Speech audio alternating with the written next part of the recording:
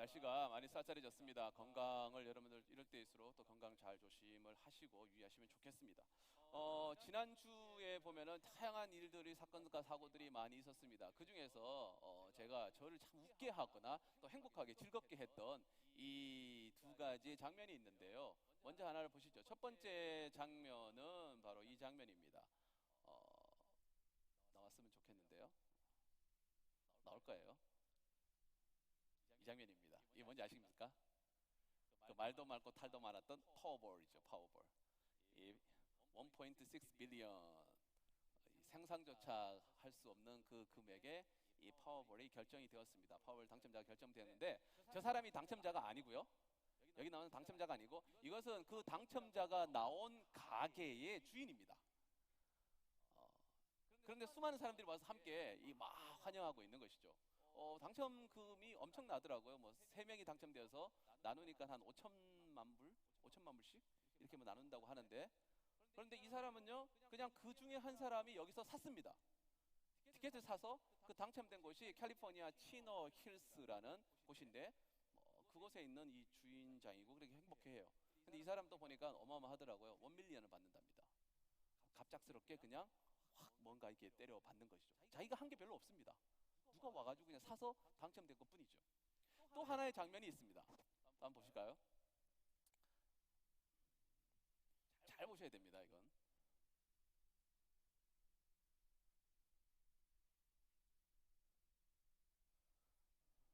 보여주세요. 제발.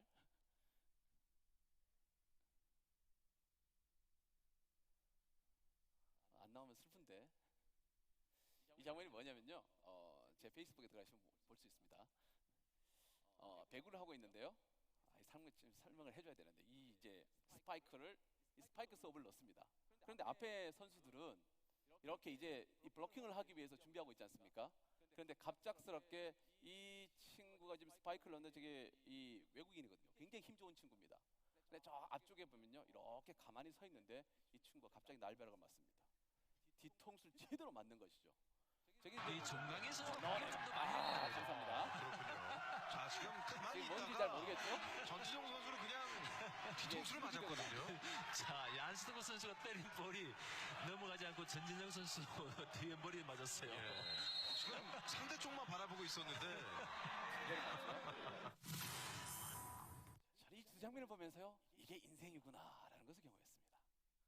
갑작스럽게 생각지도 않았는데 1밀리언을 때려 맞았습니다. 굳이 내가 복권을 사지 않았음에도 불구하고 이 치노힐스라는 지역에 복권 판매하는 곳에서 1밀리언을 받았습니다. 또 한 분은요, 자기는 정말 자기 지금 역할을 잘하고 있지 않습니까? 앞에서 블로킹을 하기 위해서 준비를 잘하고 있습니다. 분명히 뒤쪽에서는 서브를 넣을 것이고 그 서브를 넣어서 상대방이 리시브를 해서 공격할 때 나는 블로킹을 해야지 하고 준비하고 있는 그 상황인데 갑자기 뒤통수를 맞는 것이죠. 우리 인생도 그렇지 않습니까? 멀쩡하게 잘 지나고 있다가 내 의지와 상관없이, 나와 상관없이 나는 정말 최선을 다해서 열심히 잘 하고 있고 내 자리에서 정말 잘 서서 일하고 있는데 갑작스럽게 이렇게 뒤통수 맞는 사건들이 생긴다는 것입니다.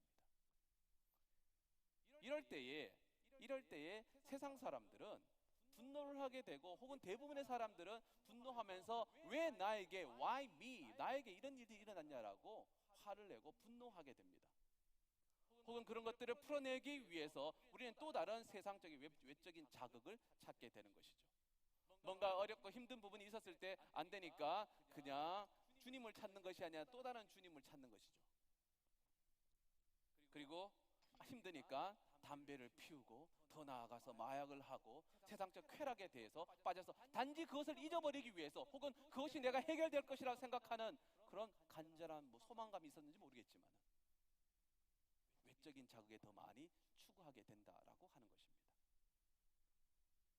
대부분의 복권에 당첨됐던 사람들의 90%가 3년 안에 복권 당첨금의 전액을 다 사용한다라고 합니다. 그리고 탕진해 버렸습니다. 그 이유는 갑자기 나타났던 엄청난 사실은 행운이죠. 그 행운이 이것을 감당할 수 있는 능력이 되지 않는 겁니다. 그래서 그것이 오히려 나에게 독이 되어 버렸다라고 하는 것이죠. 그래서 파산하게 되고 죽어나가게 되고 무너지는 모습들이 보게 된다라고 하는 것입니다. 인생이라는 것이 이렇게 변화무쌍하다라고 하는 것입니다. 그러나 그런 속에서 이런 변화무쌍한 상황 속에서 외적인 자극에 의해서 계속 움직여 나간다고 하면은 그 인생은 똑같이 바람에 흩날리는 돛담배처럼 그렇게 흔들리지만은 그러나 그 안에 앵커가 이 내부가 단단하게 있다고 하면은 외적인 흐름의 영향에 그렇게 흔들리지 않는 인생을 살게 되는 것입니다. 지금 새해가 되면서 제가 하는 운동이 있습니다. 여러분들도 뭐 하는 분들이 있을 겁니다. 스쿼트와 프랭크를 합니다. 이 돈 들이지 않고 하는 운동으로서는 굉장히 괜찮은 것 같습니다. 그런데 그 운동을 시작하게 된 이유는 이 코어 근육이라는 것이 있는데 우리 몸의 코어 근육들이 단단해야 이것이 모든 것이 잘 똑바르게 걸어갈 수 있고 모든 신진대사가 원활하게 잘 이루어진다라고 하는 것이죠. 특히 이제 40이 넘어가면은 1년에 1%씩 근육량이 줄어든다라고 하는 겁니다. 그래서 운동을 해야 된다는 것이죠. 저도 벌써 넘어갔지 않았습니까? 그래서 요즘 걱정되는 겁니다. 그래서 운동을 해야 되겠다. 그래서 이제 운동을 코어 근육을 키우기 위해서 운동을 요즘 열심히 하고 있습니다. 내 안에 있는 이 뱃살과 그리고 이 등 근육과 이 허벅지 근육들을 단단하게 키워서 좀 더 건강하게 행복하게 잘 살기 위해서 하는 것이죠. 영성도 똑같습니다. 영적인 부분에서의 코어 근육을 키우는 운동은 바로 기도라고 하는 겁니다. 기도만큼 좋은 운동이 없습니다. 우리 영성을 키우고 영성을 단단하게 하고 우리의 영을 회복하고 건강하게 하는데 기도만큼 더 중요한 것이 없다라고 하는 것이죠. 그런데 그것은 여기에 있는 모든 분들이 기도가 신앙생활에서 중요하다는 것은 다 알고 있습니다. 우리가 행복하게 살고 건강하게 살고 오직 신앙생활을 할 때 주님 앞에 온전히 서며 한 번밖에 없는 인생을 살아가는 데에 정말 온전하게 올바르게 주님 기뻐하는 삶을 살려고 하는데 내게 필요한 것이 무엇이냐라고 이야기하면은 그것은 기도라라고 누구나 다 이야기합니다. 그런데 왜 안 하냐는 것이죠. 그렇게 중요한 걸 알면서 안 한다는 겁니다. 그것은 이거는 거와 똑같죠. 공부 잘하는 친구들에게 묻습니다. 어떻게 하면 그렇게 공부를 잘해서 하버드를 갔습니까? 서울대학교를 갔습니까? 물으면 대답은 똑같습니다. 교과서에 충실했고 열심히 했습니다. 누가 모르냐고. 우리는 그 애들에게 원하는 것은 뭔가 something special한 거, 뭔가 특별한 비법을 원하지만은 사실은 가장 평범한 것이 비법인데 그것에 대해서는 들으려고 하지 않습니다. 그래서 뭔가 특별한 것들, 다니엘의 공부법, 무슨 공부법 이런 책들이 나오고 하고 세미나를 한다고 하면은 주구장창 거기에 찾아다니는 것이죠. 뭔가 특별한 것이냐고. 중요한 것은요, 열심히라는 단어입니다. 열심히 해야 된다는 것이죠. 우리 인생에서 막힘이 있고 힘듦이 있었을 때에 그 속에서 풀어나가는 것들 중에 하나가 가장 기도가 중요하다는 것을 아는데 그 기도를 잘 하지 않습니다. 왜냐, 이것은 너무나 식상하고 잘 아는 거니까 그냥 다 하면 기도하라고 하니까 하지 않는다는 것이죠. 그래서 그런지 주님께서도 끊임없이 이 말씀을 통해서 하나님께서 이 성경의 말씀을 통해서 끊임없이 우리에게 기도하라라고 그렇게 사실은 말씀하고 계십니다. 오늘 본문 말씀을 보면 우리가 읽었던 말씀을 보면은 18장 1절에 이렇게 말씀합니다. 예수께서 그들에게 항상 기도하고 낙심하지 말아야 할 것들을 비유로 말씀하여라고 그렇게 말씀하고 있습니다. 그런데 오늘 본문 말씀은 우리가 너무너무 잘 아는 말씀입니다. 예수님께서 비유로 말씀하셨습니다. 한 재판장이 있고 한 과부가 있다. 이 재판장은 오늘 말씀에 보니까 아주 거만한 친구입니다. 하나님을 무시하고 사람을 무시하는 사람이었습니다. 한마디로 말해서 거만한 것이죠. 그런데 이 과부는 어디에 의탁할 것이 없고 자기의 원한을 풀어줄 것이 없으니까 그곳에 가서 오직 재판장에게 괴롭히고 재판장에게 계속해서 도움을 요청하는 겁니다. 그랬을 때에 하나님께서 재판장이 그의 도움을 들어준다라는 것이죠. 그러면서 하물며 하나님은 그렇게 하지 않겠느냐라고는 이 말씀입니다. 그런데 이 누가가 이 18장에 이 기도를 해야 되는 것을 집어넣음과 동시에 앞에 17장의 말씀을 앞에 보게 되면은 왜 이것을 여기에 넣어 놓았는지에 대한 부분들이 이해가 되는 겁니다. 17장의 말씀을 보게 되면요, 이 17장에서는 이 땅의 종말에 대한 부분들을 이야기하고 있습니다.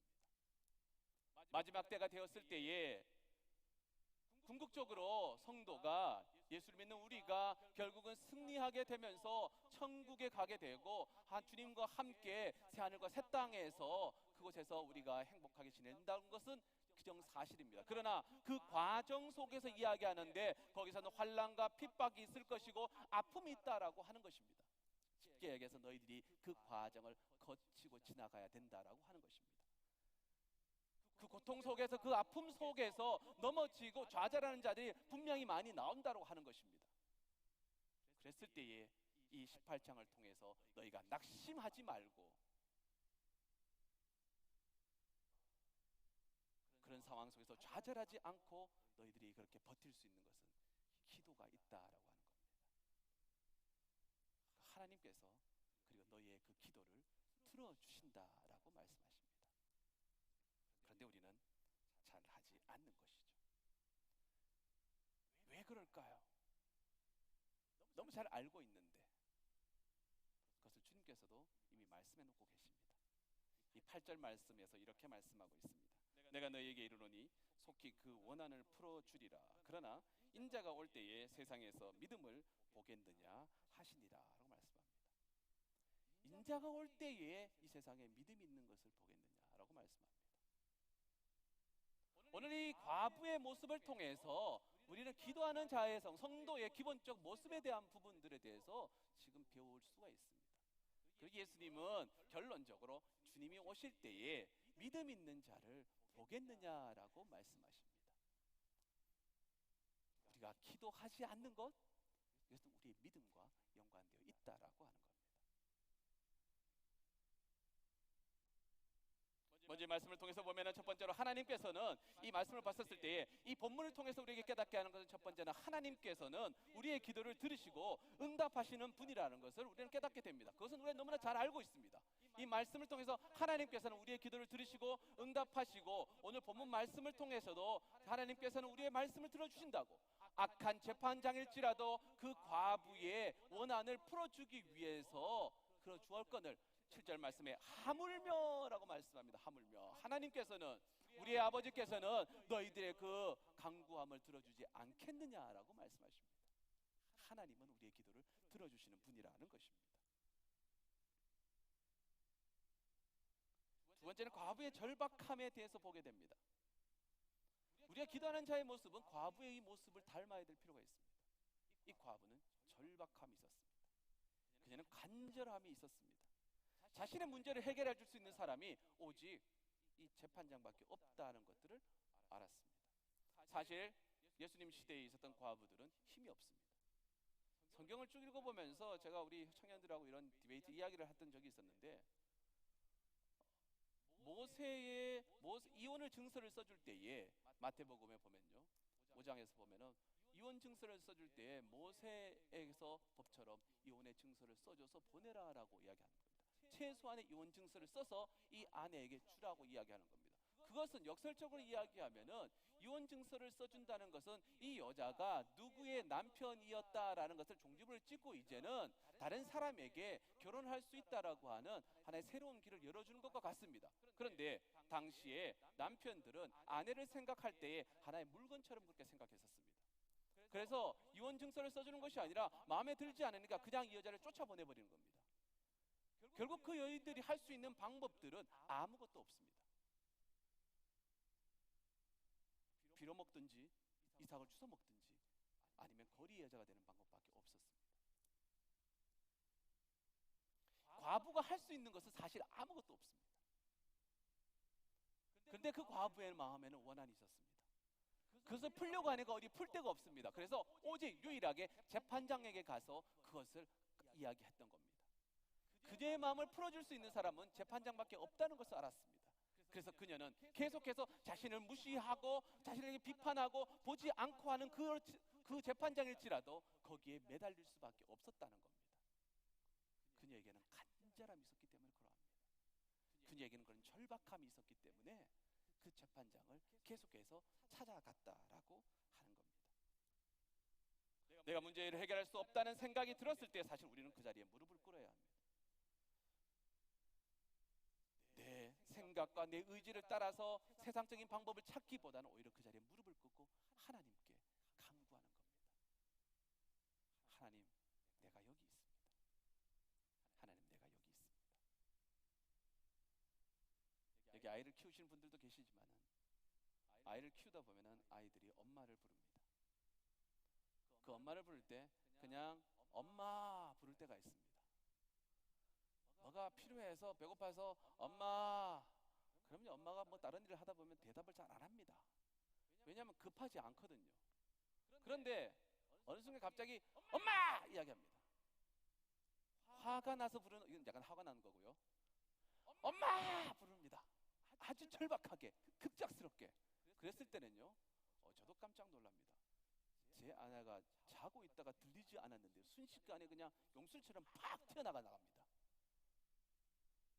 아이가 뭔가 놀랬다든지 어떤 절박한 심정이라든지 그것을 감지한다는 것이죠. 단 한순간의 부르짖음에 의해서란 말이에요. 절박함이 있게 되면요, 우리의 그 절박함은 우리의 삶을 통해서, 기도를 통해서 드러나게 되어 있습니다. 그리고 그것은 주님이 지금 하나님께서 들으신다라고 오늘 본문에 말씀하고 계십니다. 창세기 32장과 33장에 보면은 야곱이 이야기가 나옵니다. 그 야곱에서 야곱은 큰 부를 이루었습니다. 이제 고향으로 돌아가게 됩니다. 그런데 고향으로 돌아가려고 하니까 마음에 걸리는 것이 있습니다. 바로 형 에서가 고향에 있습니다. 그 형 에서는 야곱을 죽여버리겠다라고 했던 마음을 먹었던 자이기도 합니다. 왜냐하면 야곱이 큰 사고를 쳤습니다. 2번이나 형을 속였습니다. 그리고 마지막 사건은 엄청난 사고를 저질러버린 것이죠. 형이 받아야 될 그 축복권을 그대로 강탈해서 자기가 받고 도망갔습니다. 창세기 27장을 보면 에서가 그를 죽이겠다라고 다짐하고 있습니다.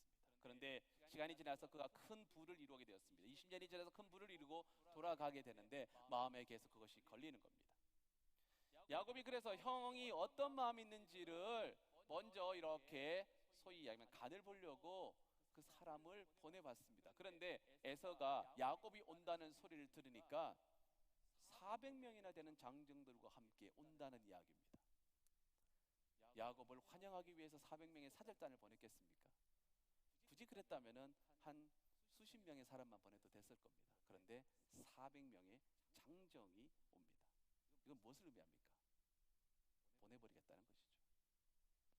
자신의 마음속에 20년 동안 그 마음에 있었던 원한이 아직까지 해결되지 않았습니다. 그런데 그 400명이 온다는 소리를 듣는 순간 야곱은 마음속에 두려움이 생기고 떨림이 생깁니다. 그가 온갖 방법을 다 씁니다. 선물을 때를 나누어서 한 때, 두 때, 세 때 나누어서 계속해서 형에게 보냅니다. 그럼에도 불구하고 그 마음에는 두렵고 떨리는 마음은 어쩔 수가 없습니다.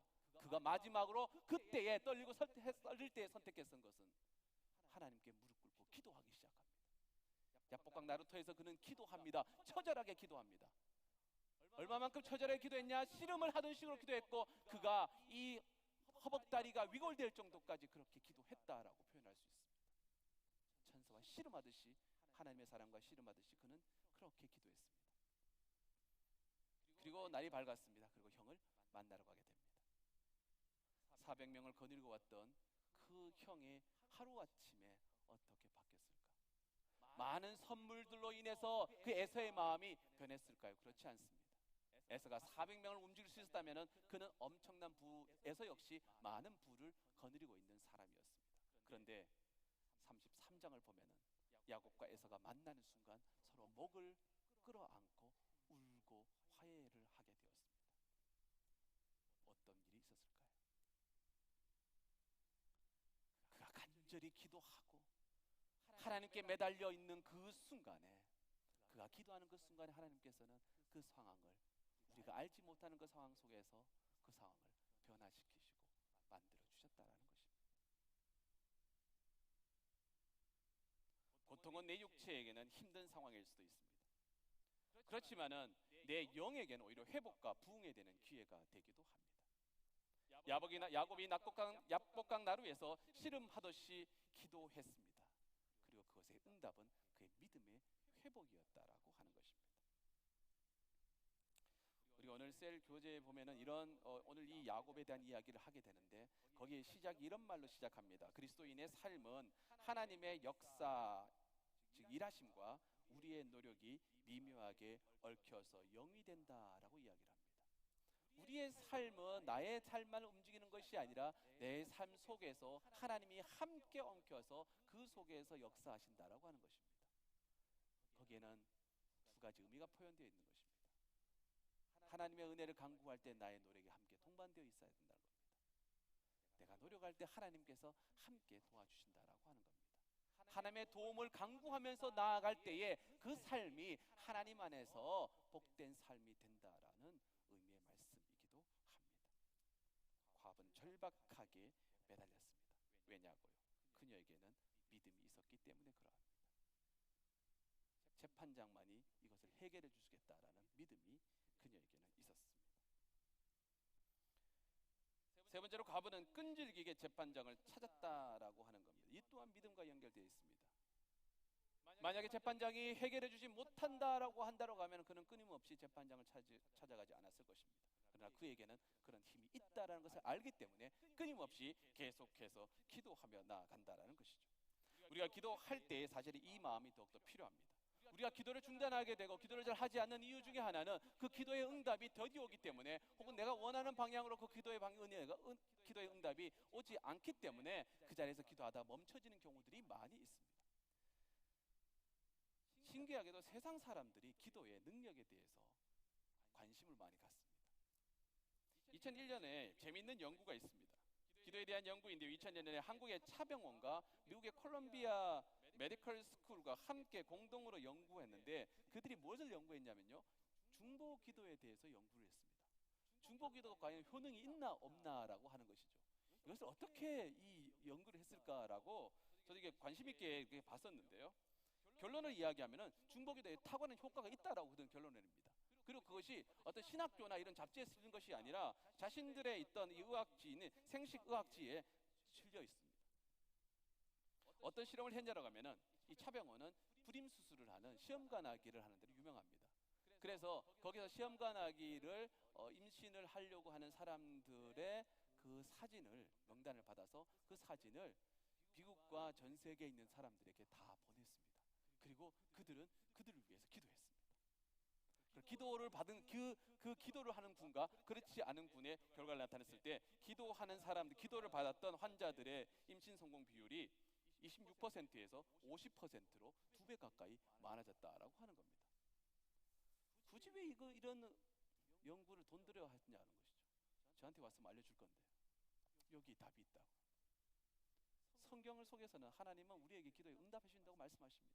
우리가 너무나 잘 아는 말씀 있지 않습니까? 예레미야 33장 3절에서 이렇게 말씀합니다. 너는 내게 부르짖으라, 내가 내게 응답하겠고 내가 알지 못하는 크고 은밀한 일을 내게 보이리라고 말씀하십니다. 너는 내게 부르짖으라는 것이죠. 내가 내게 응답하겠다라고 말씀하십니다. 네가 부르짖지 않았기 때문에 내가 응답하지 않는 것이지, 네가 부르짖을 때는 내가 내게 응답하겠다라고 말씀합니다. 그런데 안 한다는 것이죠.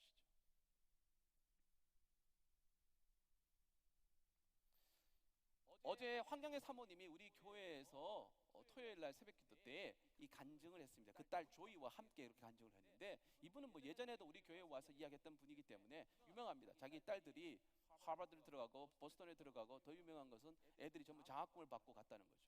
1밀리언 또뭐 another million. 그래서 공부를 받고 장학금을 받고 그래서 공부를 했다는 겁니다. 그런데 그분이 이야기하는 것은 10년 전에 자기는 그런 상황이 아니었다는 겁니다. 혼자였습니다. 이혼하고 아이들 셋을 힘들게 키웠습니다. 그런데 이 자리에서 기도했던 분입니다. 이 자리에 기도하면서 예레미야 33장 3절의 말씀을 가슴에 품고 그냥 기도했다라고 하는 겁니다. 그런데 10년이 지난 이상 이 사모님은 지금 전 세계 2,000회 이상을 다니면서 자녀 교육 세미나를 하고 계십니다. 순식간에 애도 바뀌었습니다. 그 딸 하버드에 나온 그 딸이 이제 신학교를 가고 함께 인생의 11조를 드리겠다고 하면서 비영리 단체에 들어가서 섬기고 있습니다. 풀타임으로 섬기고 있다는 겁니다.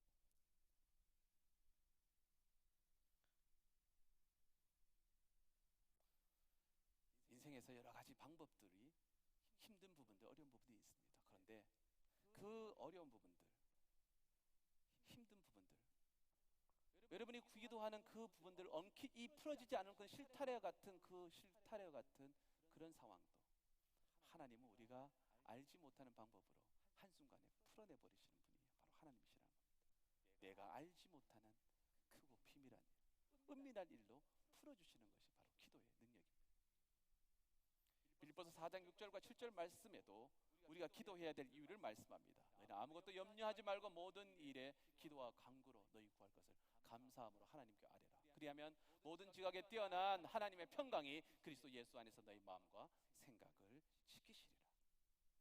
우리가 기도할 때에 하나님께서는 우리의 마음과 생각을 지켜주시겠다라고 말씀하십니다. 아무리 부유하고 아무리 권력이 많고 아무리 힘이 좋고 좋은 환경 속에 있더라도 그 삶 속에 내 마음이 지옥이라면 그 인생은 지옥의 인생을 사는 겁니다. 그러나 힘들고 어려운 상황이 있지만 내 안에 평안이 있었을 때에 그는 이 땅에 살아가는 삶이 객관적으로 볼 때는 그의 모습이 힘들고 어려움일 수 있을지라도 그러나 그는 이 땅에서 평화의 삶을 누리는 것입니다. 우리가 기도할 때에 하나님이 그 마음 만져주신다는 겁니다. 우리가 기도할 때 우리의 평안을 허락해 주신다는 것입니다. 그런데 왜 기도하지 않으십니까? 어떤 힘든 상황 속에서 이것저것 다 못해도 우리에게 할 수 있는 것은, 성도가 할 수 있는 것은 기도라는 겁니다. 그 강력한 무기를 하나님께서 우리에게 주셨습니다. 그래서 기도는 아무리 강조해도 지나침이 없습니다. 인생 살면은 터프하죠. 공부할 때 힘들고, 직장 생활할 때 힘들고, 자녀 키울 때 힘들고, 집안 먹여 살리기 위해서 힘듭니다. 그때 기도하십시오. 내가 갈 바를 몰랐을 때에, 비전이 없을 때 느헤미야처럼 기도하십시오. 하나님께서 느헤미야에게 주셨던 비전처럼 여러분에게 주실 것입니다. 인생이 꼬였습니까? 기도하십시오. 야곱처럼 그 인생 풀어주실 것입니다.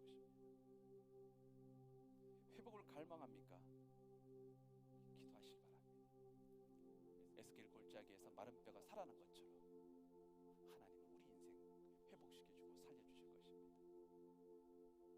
내 인생의 부흥을 경험하기를 소망하십니까? 기도하십시오. 사도행전 2장에 나타났던 성령의 부흥의 역사가 우리 인생에도 똑같이 이루어질 것입니다. 우리에게 기도할 수 있습니다.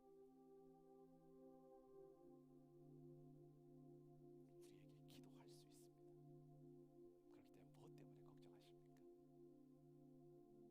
잊어버렸던 이 기도, 우리가 새해에는 회복하며 나아가는 우리들이 되기를 소망합니다. 시간 함께 우리가 찬양하면서